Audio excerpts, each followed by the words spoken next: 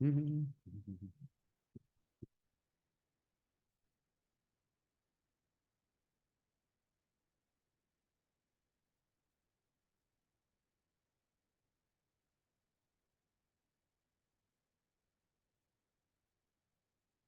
kväll.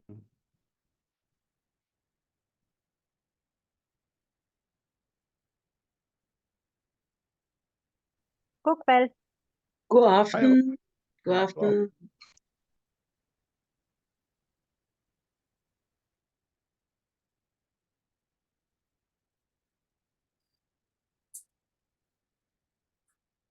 Hallo, hallo.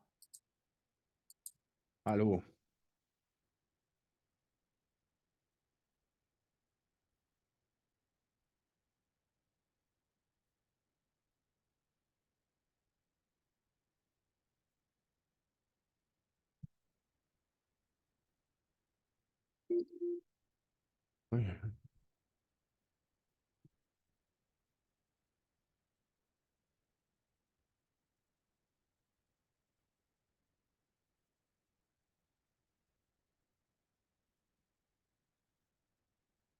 How many are come normally for the shooting?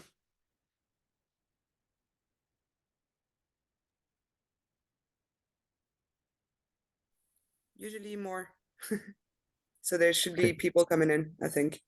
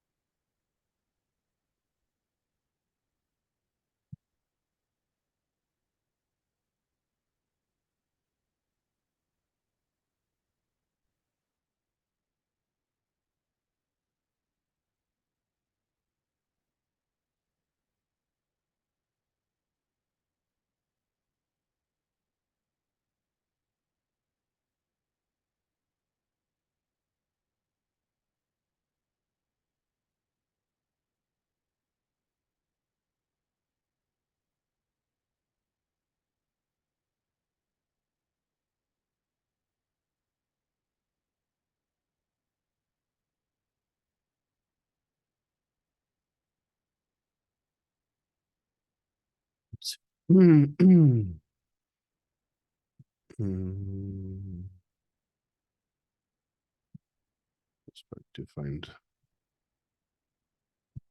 best way to get the sources up here.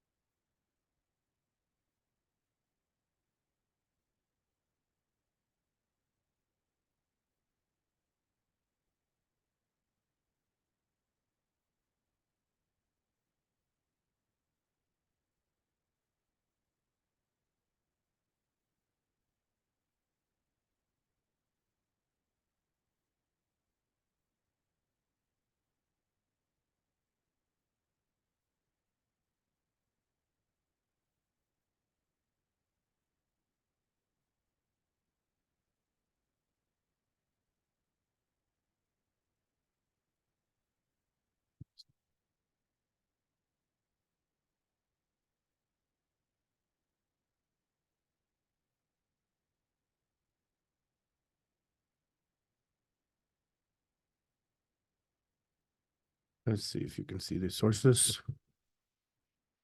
If it's clear enough for you. Is that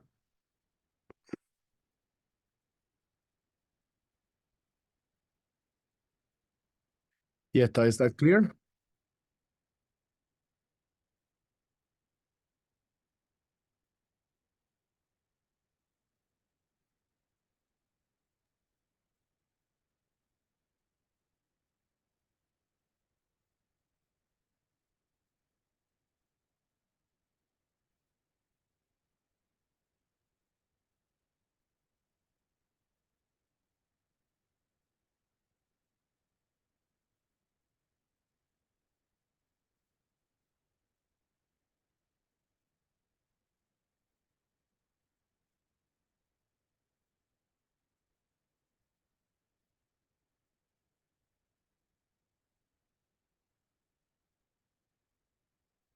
Okay, people are still coming in.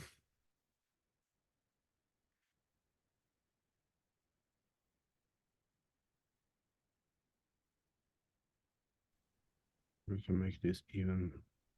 מיכאל, זה גם לא ברור וגם אי אפשר להגדיל את זה, כמו ברגיל. לא ברור? לא ברור וגם אי אפשר להגדיל, כאילו... כן. ברגיל אתה יכול להגדיל את הסורס. נכון, אוקיי. זה לא עוזר?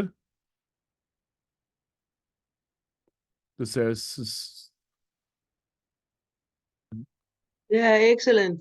Det er ikke så lett, nei. עכשיו בסדר. Det er ikke så lett. Ok, skal vi se. Da får vi prøve noe annet.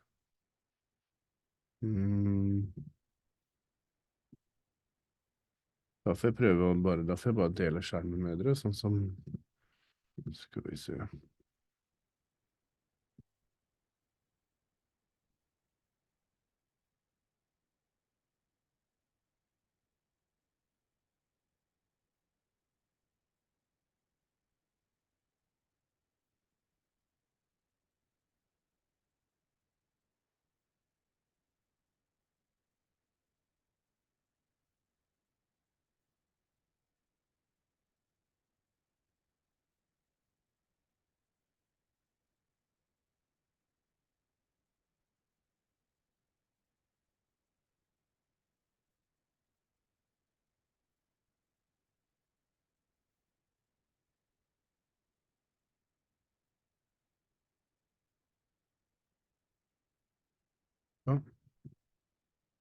Folk.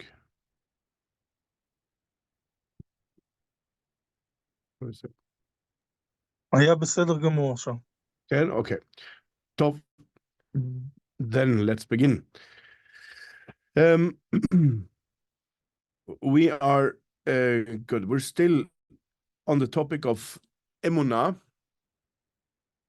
And some of you might have been learning about Emunah now for several weeks. Can someone tell me a definition of Emunah, please? Jette laughs. That's a good response. That might even be the right response, but yes. So, Florian. Trust. Trust. Yeah, trust is a good one. Yes, trust is definitely, you get a point for trust. Anyone else? Yes. Keep Yeah. the trust in different times. Okay, keep the trust in different times. An English word for that could be faithfulness or trustfulness. And keep the main road. Okay. Good. Any other definitions of Emunah?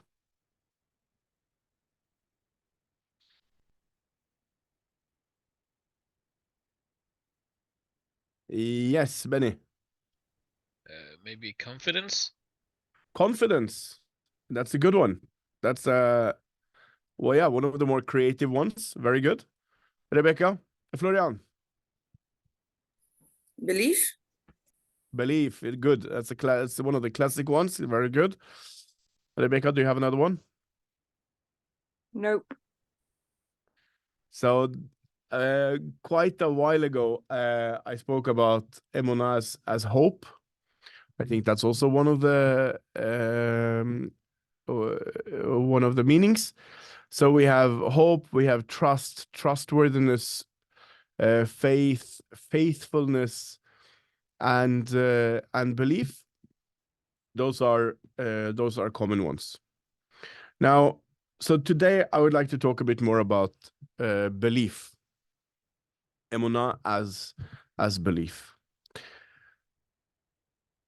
And again, just as a disclaimer, one of the ways I approach more philosophical topics, and belief is absolutely a philosophical topic.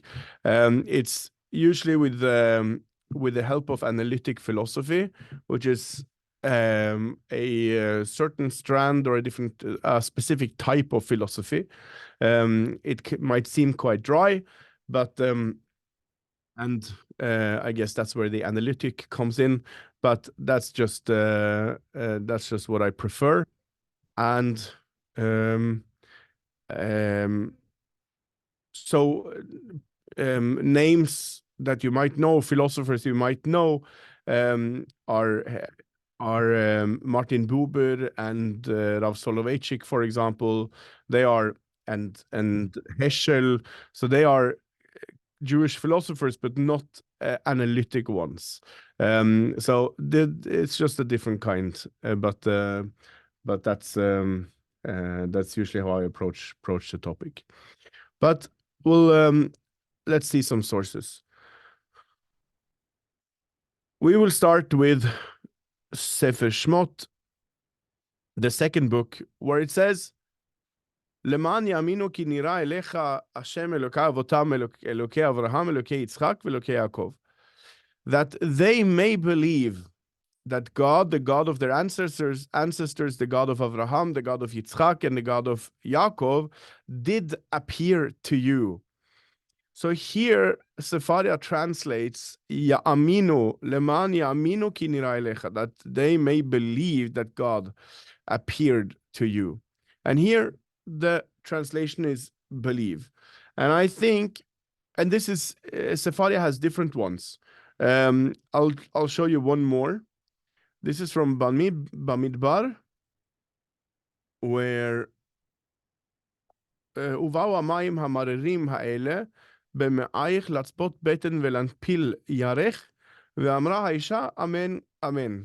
And here I find it quite amusing, but Sepharia here hasn't even bothered translating amen. Amen, of course, comes from the word, or is connected to the word emunah.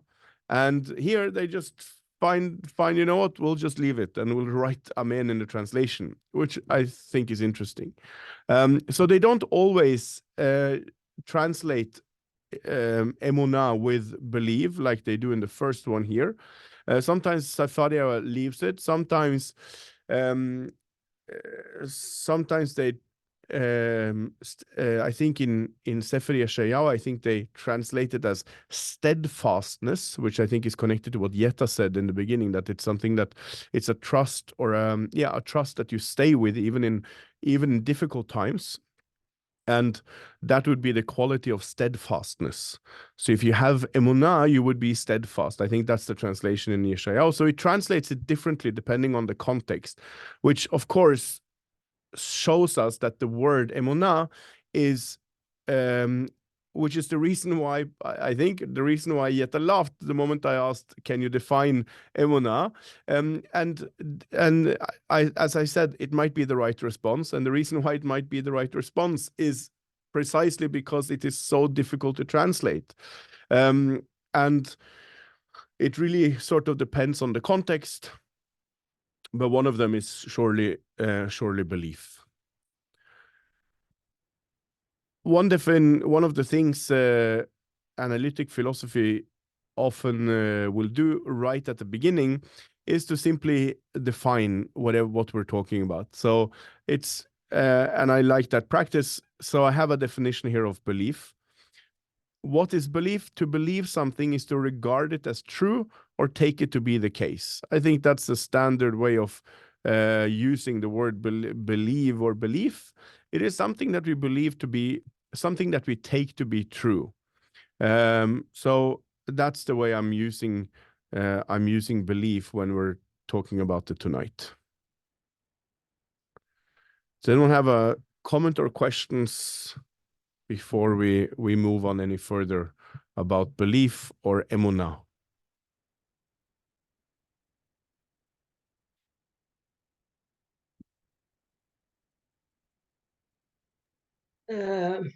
Yes, a little comment only. Where do we meet it? Where do we meet it? When we read the the Torah books, the Moses books, and yeah. Where do we see So the we can renew it. where do we see it in the Torah, you mean? Yes, yeah, maybe. And yeah, the texts we usually read in the year. The text we normally read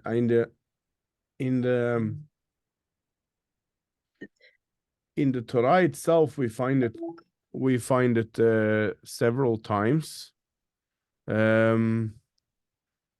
I'm not sure if that's No. what you meant. No, yeah, I'm sorry not to Eh, make it pronounce- clear. You meet it both of the meanings, but can you see it clearly? The word you mean? Yeah, in Here. the texts. In the Yeah, text, but sorry. yeah, during the year when you read the texts. Yeah, I think so. I mean, it might not be something that we immediately notice as something which is interesting, meaning it might just be something that we see as belief normally, but I think it might mean more things than that, as I said. But when you see it in the Torah, this is the way we read it. Here, here is the word in Hebrew. Okay. And can you translate that word? Leman, yeah, here I think it means believe. Leman ya'aminu, so that they may believe. Yeah, and in English? Believe. No, sorry, yeah. Yeah. Oh, yeah, okay. And so there's a comment from Gisa Sara. It says, Emunah is beyond belief. I'm not sure what that means. It means that believing, it can be anything that reasons can prove you're right or wrong. Emunah, it's above it.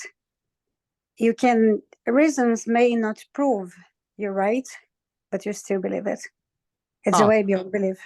I see. So you're saying that belief, not belief. You're saying that Emunah might be a type of belief which goes beyond the reasons, arguments, or proofs. Exactly, because Okay, you can believe anything that is right.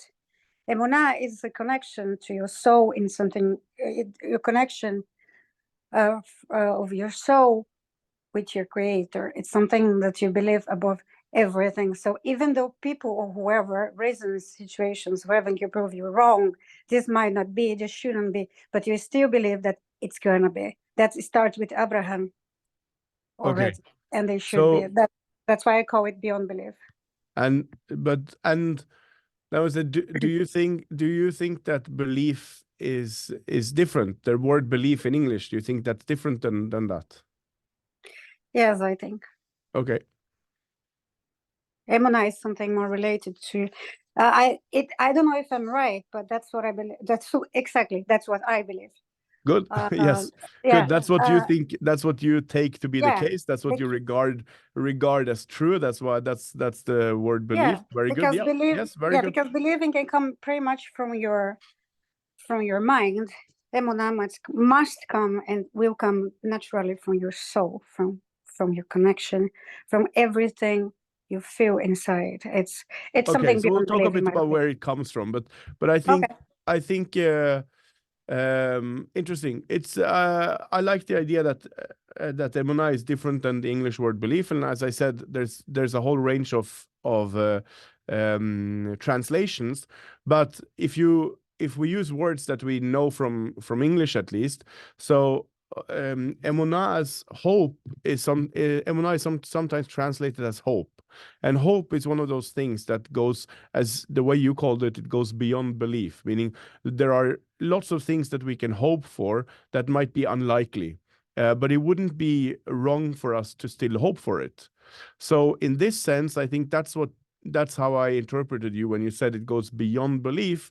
It is maybe we could say that beyond belief is when you hope, for example, or when you believe, even though it might not be likely. Yeah, exactly. I actually think that hope, it would be much more, it would fit much more to this case than belief. Yeah, so hope is I think yes, in English you even, which is a quite beautiful. It has so many words for something, for phenomenons that are similar, but we also have faith, which is similar. So faith is also something which most of us see, most people see as something which is beyond belief, as you called it, meaning we can have faith in things that might seem unlikely, but that doesn't mean that we should lose faith in it. So in that sense, I think it's also works as kind of a thing that is not so much connected to, maybe let's call it proofs or arguments. You said reasons, but that's also good. So but the question is, what about the English belief? Is belief always, as you said, is belief always connected to things that we think is likely, or things that is proven or shown to us? And I'm not so sure. But anyway, but we'll hopefully get more into that. But thank you for that. No problem. If we move on, then we find the topic connected to this week's parasha, in Parashat Yitro, that we will read on Shabbat, where we read the 10 Commandments, the Aseret HaDibrot, and it starts off with Anochi Hashem Elokecha asher hotzeticha meretz Mitzrayim mibeit avadim. I, God, am your God, who brought you out of the land of Egypt, the house of bondage. And to this Rambam, our good friend, born in 1138, Maimonides, he wrote a work called Sefer HaMitzvot. And there he writes that is the command that he commanded us to believe in God. That's his comment to this first commandment, Anochi Hashem Elokecha. So he says this is the command that he commanded us to believe in God. This is the first commandment, and that is that we believe that there is an origin and cause, that he is the power of all that exists, and the source of the command, as is saying, I'm the Lord your God. So Rambam actually believes that we have a commandment to believe in God, and we find that in this week's parasha. Does anyone find it strange that we are commanded to believe in God?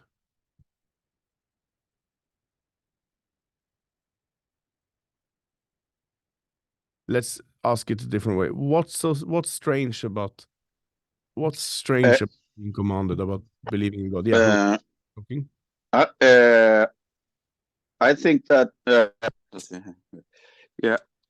I think that that's actually not so strange, because I think that there is something more, more active about the belief that we are talking about now than the passive belief that kind of comes through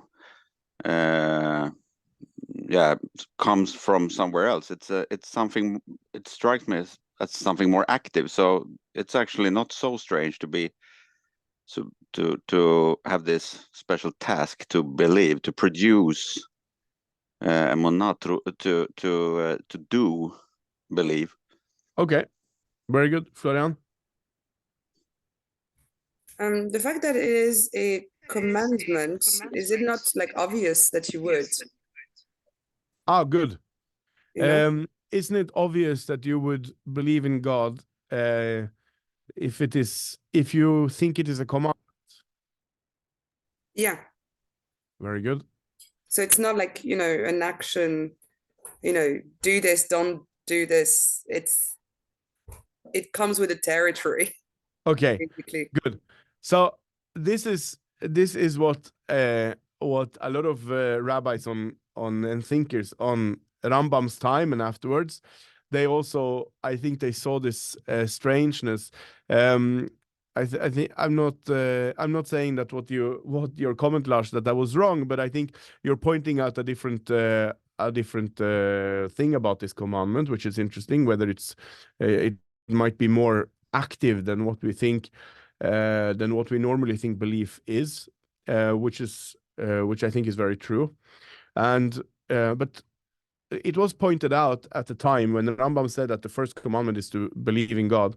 So especially the Jewish thinker Chastai Kreskas, he very much thought that this didn't make much sense, because as he said, if I have it here actually, let's I can show you.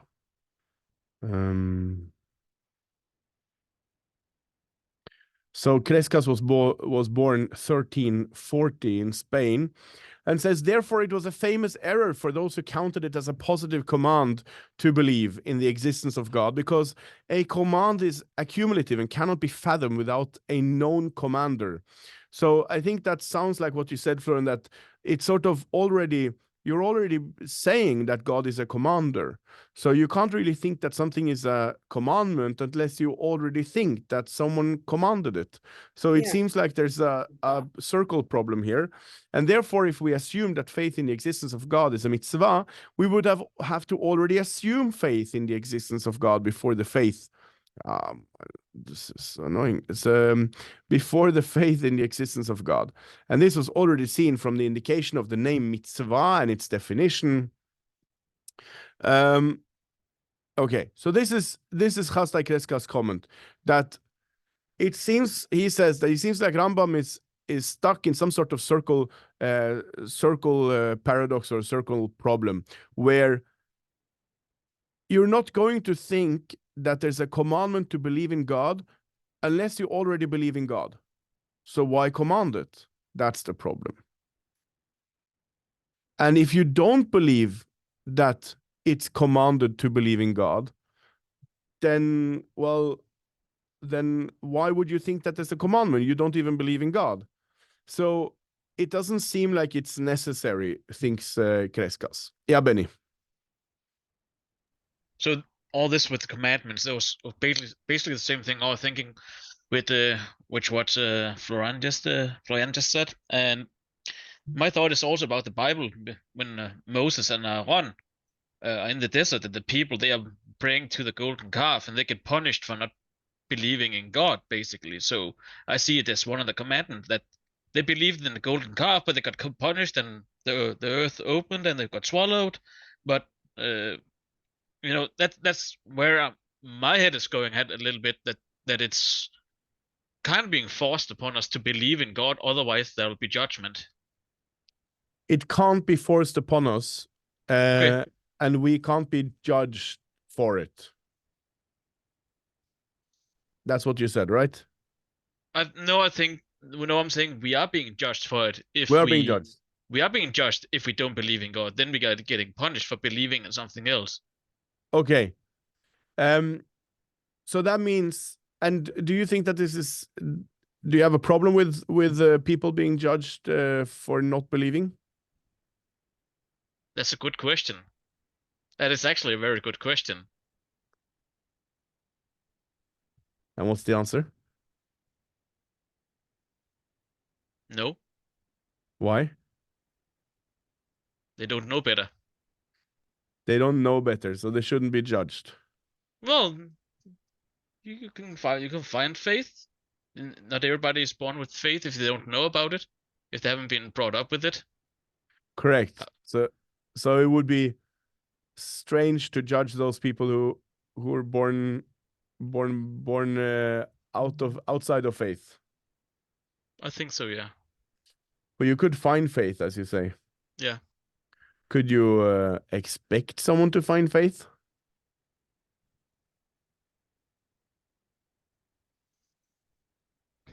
Or demand it? Could you demand from someone to find faith? It's a very good question. It's a very, Okay. very good question. I've- And I'm very careful on what I've- I'll be answering here, to be honest. But it is a very good question.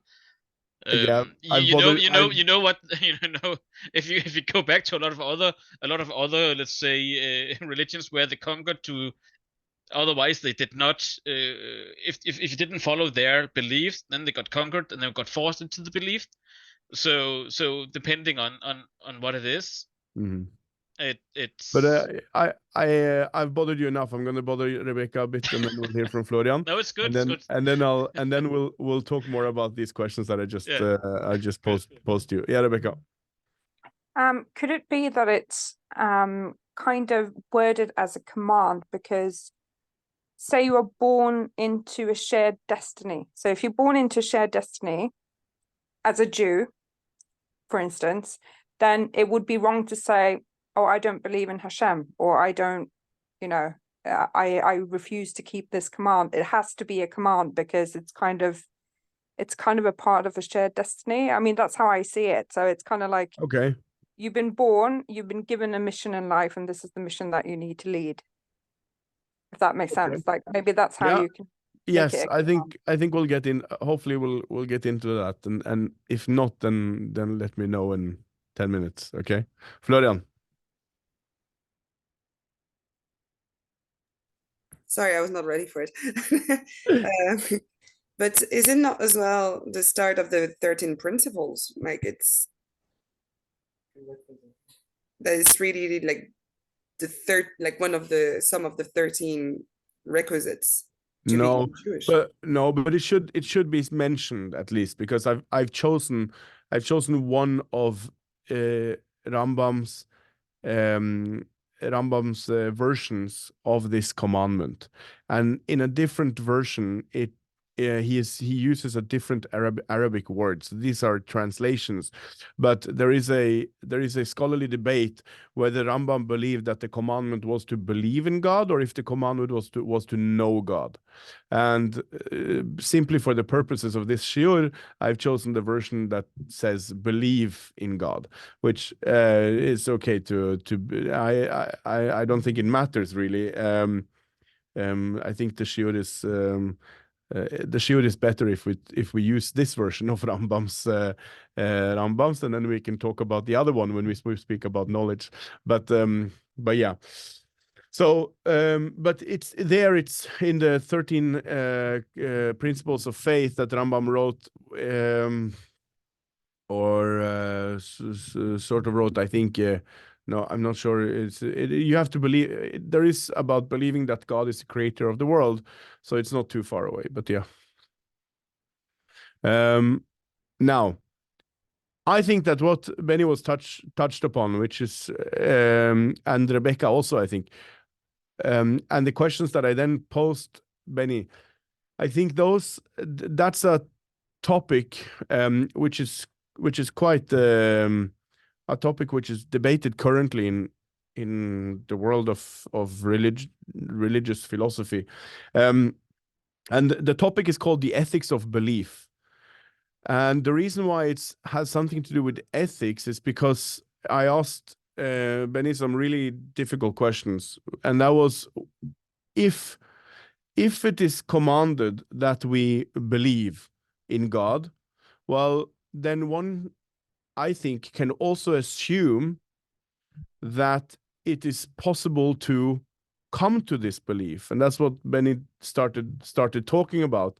It was that, well, not everyone is born into the belief. So if you're not born into it and you're commanded to do it, well, then one can assume that if it's a command, that there will be some consequences if you don't believe, right?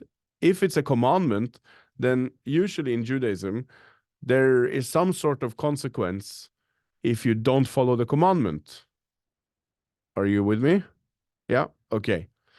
Well, if there is a consequence if you don't follow the commandment, and it is a commandment, then I think we can also assume that God believes or thinks that you can come to believe if you don't believe. Because it would be very cruel to bring upon the people a commandment that would be impossible to fulfill. So if it really is a commandment to believe in God, then I think that Rambam is assuming that if you don't believe, that you can actually find this faith that we spoke about. You can find the belief. Because if it's impossible to find the belief, how could you possibly bring consequences on someone who doesn't do something which is impossible?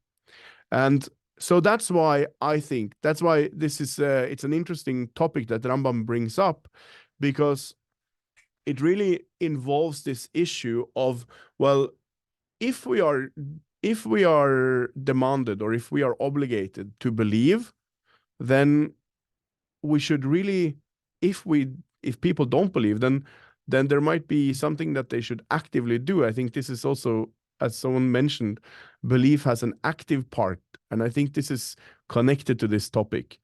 So the question of, can you come to believe something, is a topic that people are divided upon now. And it's really, some people believe that, some people would say, now I use the word too often, but some people would say that it is unreasonable to expect people to come to this belief. And it's not something that you can expect people to do. And the reason is because we're not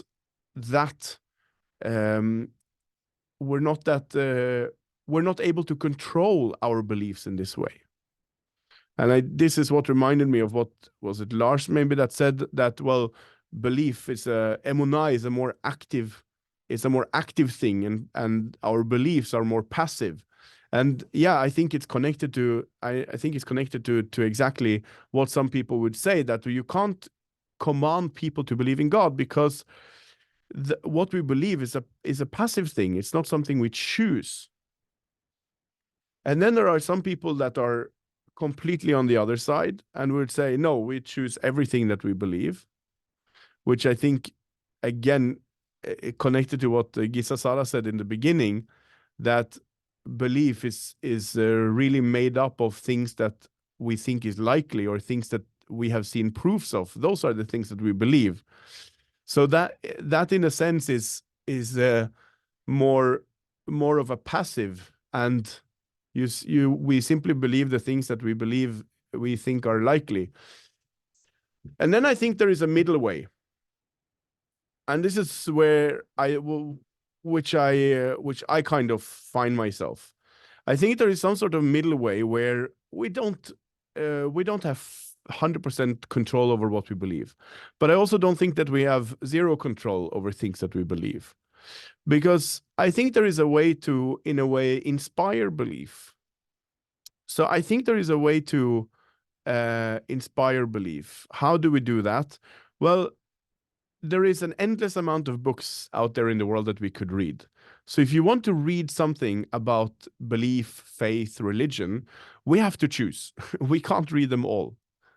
So the moment you decide to choose which book to learn or which book to read, that's already, I think, is somewhat of a control of what you believe, or the influences that you're going to find upon yourself.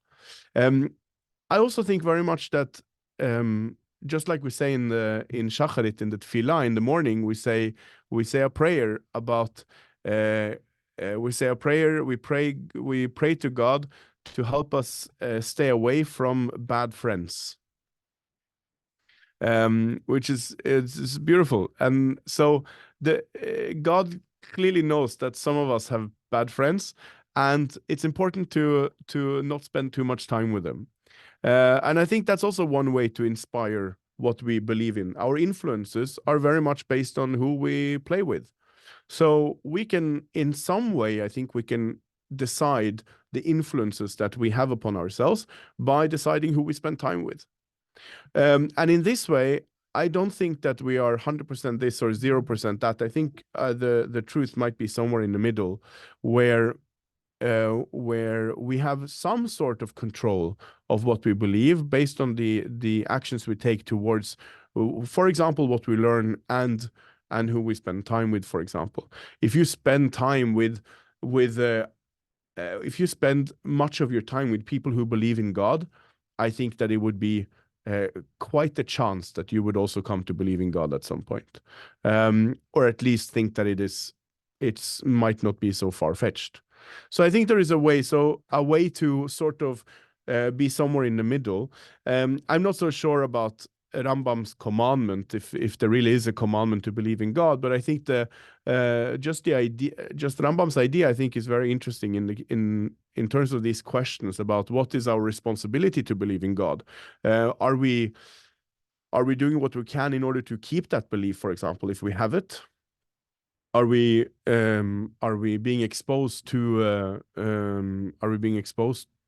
things that might influence us in order to believe or to keep that belief? Yeah, Lars.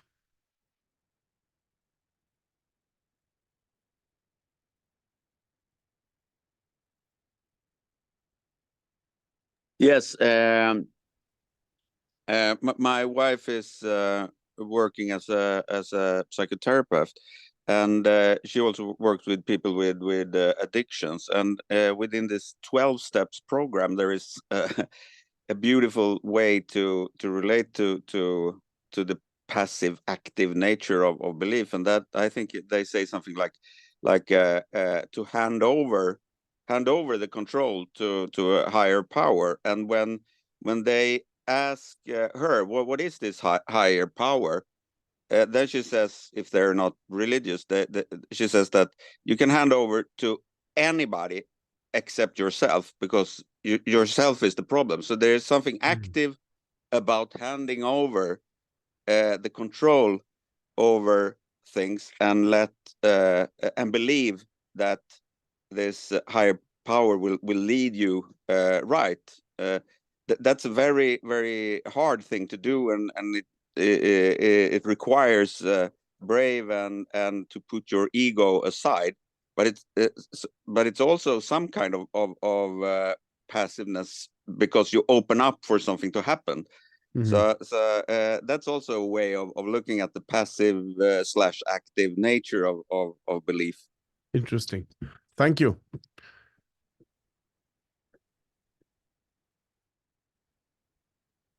So it came up the question, well, how do we come to believe something?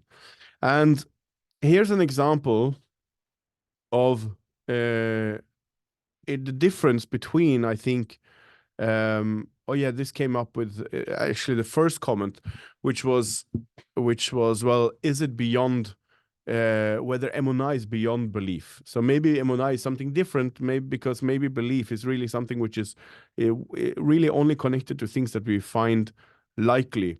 And when we have good reason to believe, then we will believe, while Emunah is not really connected so much to proofs. And this is something which is currently also being debated amongst philosophers. And here's an example of that. Suppose it is late at night and an individual's car is hit by a bus. And just, if this sounds like a strange story or strange example, then it is, but that's very much what analytic philosophy is. Suppose it is late at night and an individual's car is hit by a bus. This individual cannot identify the bus, but she can establish that it is a blue bus. And she can prove as well that 80% of the blue buses in the city are operated by the blue bus company, that 20% are operated by the red bus company, and that there are no buses in the vicinity except those operated by one of these two companies. Okay, so we have two companies in the city. There are 80% blue buses, there are 20% red buses, and there's been an accident with a car and a bus. Moreover, each of the other elements of the case negligence, causation, and especially the fact and the extent of the injury is either stipulated or established to a virtual certainty. So now we have this scenario. And Rebecca, you ready? We have an accident. We have 80% of the city has blue buses and the other 20% are red. Which color do you think the bus had that hit this car? The bus in the accident that hit the car, do you believe that this bus was red or do you believe it was blue? Blue. You believe it was blue. Does anyone disagree? Benny, please disagree. What do you think? Well, it's probably gonna be a stupid answer, but but I will look at the scratch and see what color my car was scratched with. Okay. So Good. This is one way to get this is one way to get sort of rid of analytic philosophy's stupid examples. I was thinking maybe I was injured or something. I couldn't have a look. No. But okay, so Rebecca said that it was a blue bus because 80% of the city's buses were blue. Florian. The person also says that they can like certify that it was a blue bus.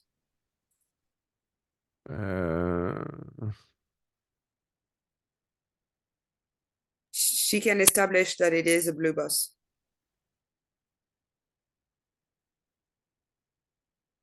Can establish that it is a blue bus, and she can prove as well.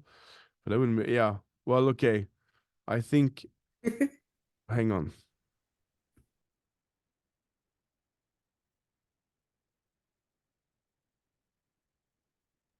I think she claims that it is. Well, yeah, I didn't read it that way. I thought that she's since it said it before, and it said this individual cannot identify the bus. So I read it more as she claims that the bus is blue, and this makes sense. I read it as this, okay, yeah. Right. She says it makes sense that I think it's blue because 80% of the city's buses are blue. Yeah, But so okay. maybe she's like she believes that it is a blue bus, but Yeah. she can't prove Okay. it. Yeah, that's how I read it. Yeah, Gisa, Sarah, and then Lars.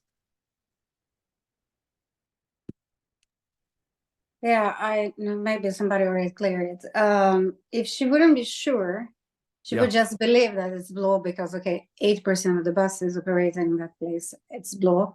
That's the point.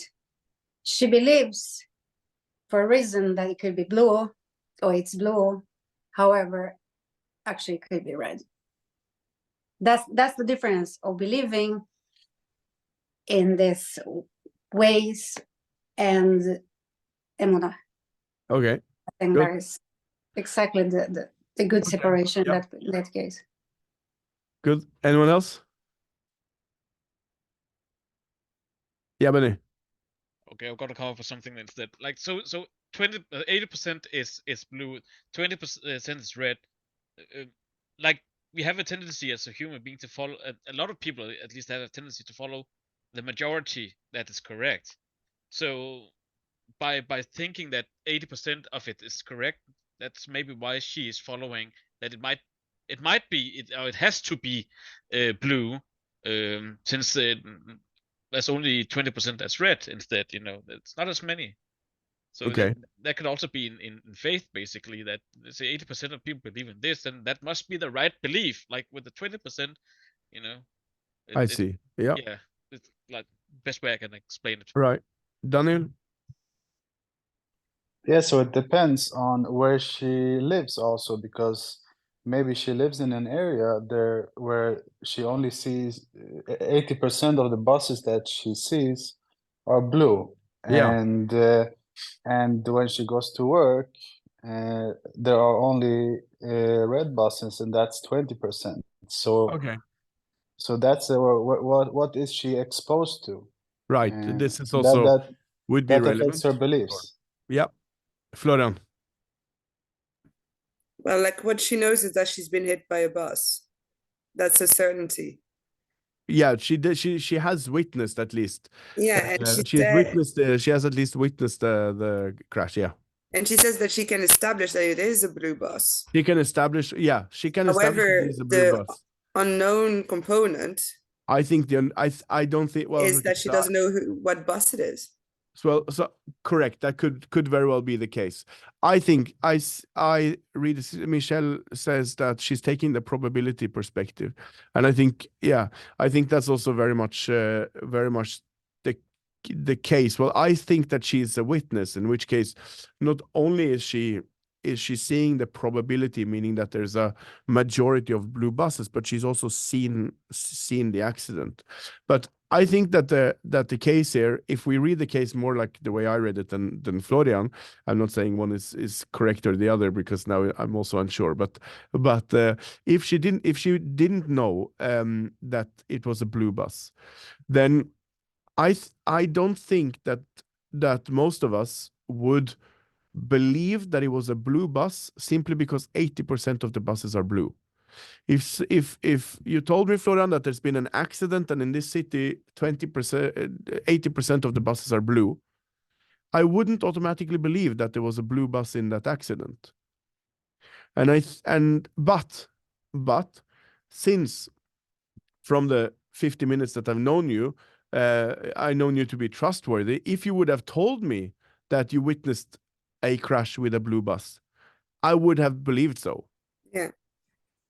And I think one of the interesting issues or phenomenons with belief is that it's not so much made up based on statistics or things that are probable.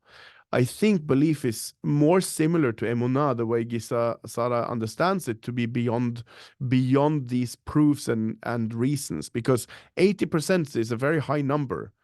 But I do think that there's a reason why we don't convict someone simply based on statistics. But if someone who has seen something, even if I would be a witness who's colorblind, even if I would have witnessed in court that I saw a blue bus, that would actually mean something. It would be seen as proof. Even if it was dark, and even if I'm colorblind, it would still count as proof, and it would make a lot of people believe. So I think it's an interesting fact of belief that, and this was a question that came up in the beginning: what makes us believe?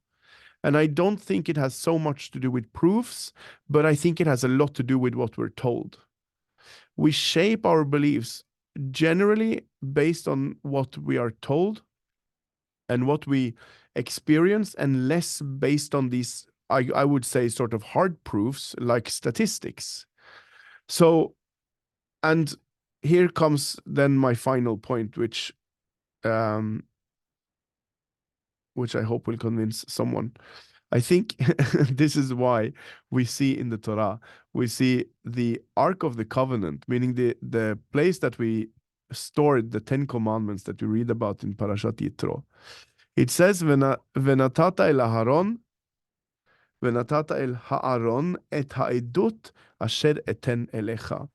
We call the Ark, the box that we carried with us in the desert with us, we call it the Ark of the Testimony. Edut in Hebrew is a testimony. Here in English, they translate as in the Ark of the Pact. But an ed in Hebrew is a witness, and edut is a witness that has been brought. And I think that is very, very telling when we think about how belief is formed, is that this was something which was connected to us telling it further and retelling the story. So the pact, the covenant, was based on a retelling of this incident, a retelling of the story. And I think that might be one of the reasons why it's called the Ark of the Testimony. And I think that's also connected to the reason why we are commanded to retell the story of Yetziat Mitzrayim. We have to tell our children about leaving Egypt, about the slavery, and about leaving Egypt.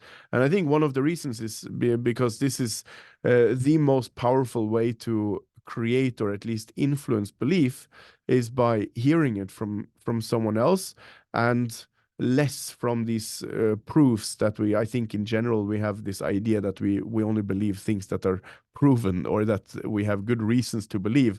But I'm not so sure that's so true. I think we believe a lot of things that might not be all too likely, or things that we don't really have very good proofs of. I think it functions quite similarly to the way some people might understand Emunah, but I think it is very much connected to what we hear from others. That is in a large way shapes what we believe. Yes, Lars. Yes, when you say that is connected to what we are told, are you thinking about what we are told about the past or what we are told about the future? Because I think that when it comes to, for example, conspiracy theories, I have so hard to believe in it because I don't know what to do with the information in the future. I don't know what's the difference if China made up this virus or if it's from some animal. It doesn't matter in the future. But people who are likely to believe in conspiracy theories, they believe in something that has happened. They are very kind of heavy on the backstory. So when you talk about the narrative or the stories, are you thinking about the future or the what happened? Do you understand what I mean?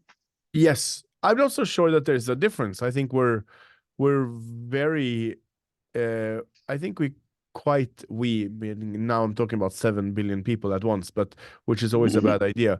But I think we see that humans often have an easy time to believe things about the future as well as the past, which is why we have so many, unfortunately, conspiracy theories that are alive and well.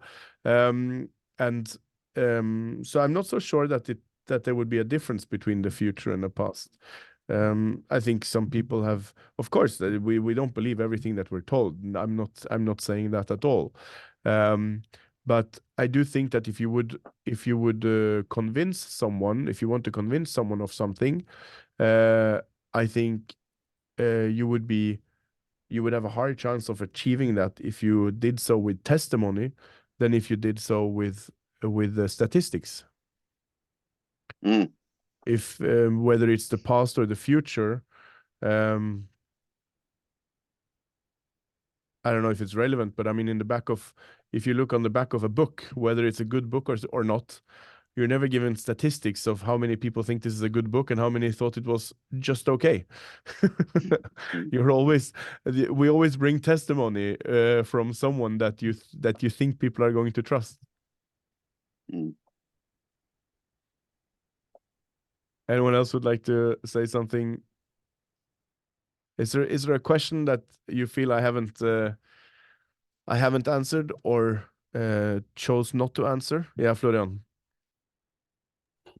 I was just wondering if you had some references for analytical philosophy. Yeah, I can write in the chat for you. Thanks. So my favorite philosopher, and he writes a lot on faith. He is an Orthodox rabbi and a world famous and world class analytic philosopher is Sam Liebens. So I'd recommend him. And there is who else writes on this? Lara Butchak writes on Liz Jackson, sorry. And about the differences between the example of the buses comes from a work done by Liz Jackson, also a contemporary philosopher. But yeah, that's I would start there. Is the Basic of Religion a good one to start? From Sam Liebens. Yeah. If you want to do on belief, Sam Liebens has a very new book, and that's called The Guide. What's it called? The Guide of The